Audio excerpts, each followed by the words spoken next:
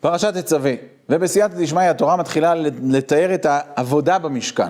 נשים לב דרך אגב לאריכות הגדולה שהתורה מייחסת למעשה המשכן, פרשת תרומה של שבוע שעבר, פרשת תצווה של השבוע שלנו בגדי הכהונה, ולאחר מכן פרשת ויקל פקודי שהדברים ירדו ובוצעו בשטח, מכיוון שהקדוש ברוך הוא מאוד מאוד מחבב את השראת השכינה דווקא בתוך העולם שלנו, לכן התורה הקדושה מעריכה בכל זה. והתורה פותחת את העניין במצווה של הדלקת המנורה, להעלות נר תמיד. כותבים הראשונים, כותב בעל הטורים, כותב רבינו בחיי, כתית למאור, כותבת לנו התורה הקדושה. כתית זה בא לרמז לשני בתי מקדשות שהיו לנו, כפי שהזכרנו שבוע שעבר. בית המקדש הראשון עמד 420 שנה, בית המקדש השני עמד 420 שנה, בית המקדש הראשון עמד 410 שנים. אומרים הראשונים זה מרומז בפסוק פה, כתית זה כף תף בית המקדש השני, יוד תף זה 410, זה מרמז לבית המקדש הראשון. אבל מה קרה עם שתי בתי מקדשות האלו? כתית, הם נחתשו, הם נשברו, הם כבר לא קיימים.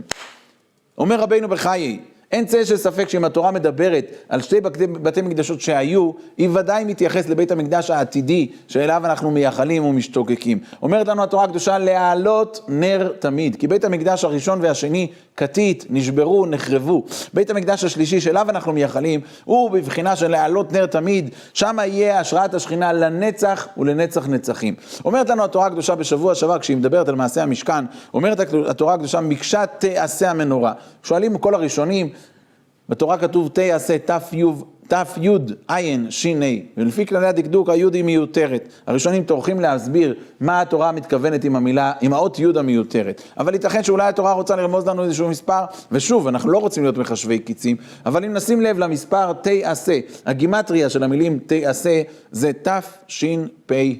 אנחנו מתקרבים לשם, אנחנו בשנת תשפ"ד, אנחנו נשים לב כותבת התורה בפרשת משפטים שקראנו לפני שבועיים.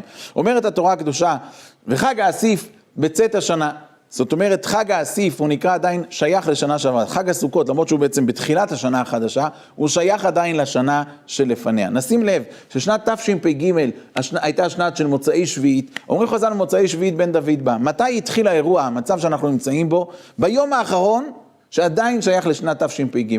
שמחת תורה, היום האחרון של חג הסוכות, חג האסיף, שהוא בצאת השנה כמו שהתורה אומרת לנו, ביום הזה התחיל כל הטררם שאנחנו נמצאים בו, ועדיין האירוע הזה לא יסתיים. אנחנו מאוד מאוד מקווים שהאירוע הזה הוא זה שיביא אותנו בסייעתא דשמיא לגאולה האמיתית, לבית המקדש השלישי, להעלות נר תמיד. אבל כל זה תלוי בדבר אחד ויחיד, בפה שלנו, לפתוח את הפה ולדעת שיש לנו את הכוח. כותב בעל החתם סופר בפרשת השבוע שלנו, ואתה תדבר על כל חכמי לב, אשר מלהיטיב רוח חוכמה. ולכאורה יש פה איזשהו ייתור לשון. אומר החתם סופר על פי דברי חובות ולבבות. לכל אדם ישנם כוחות מסוימים, ולא תמיד הוא מודע להם, מכיוון שהוא נמצא, הוא גדל בתוך עצמו, הוא לא מכיר, הוא לא יודע שזה משהו מיוחד.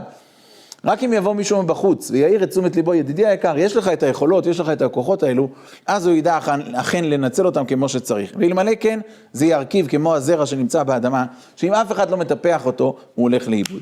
אז אומר החתם סופר, זה מה שכתוב בפסוק, ואתה תדבר על כל חכמי לב, מה תגיד להם? דבר ראשון תגיד להם, יש לכם את זה, יש לכם את הכוחות, יש לכם את היכולות. אז בוא נגיד את זה גם לעצמנו, יש לנו את זה, יש לנו את הכוח של לפתוח את הפה. הקדוש ברוך הוא מצפה ליהודים של 2024, כן, שנמצאים פה בתוך העולם שלנו, לפיות שלהם שיפתחו את הפה ויגידו, ריבונו של עולם, אנחנו רוצים להעלות נר תמיד, אנחנו רוצים לחזור הביתה. מלכות שמיים, מלכות בית דוד ובניין בית המקדש. שבת שלום ובשורות טובות.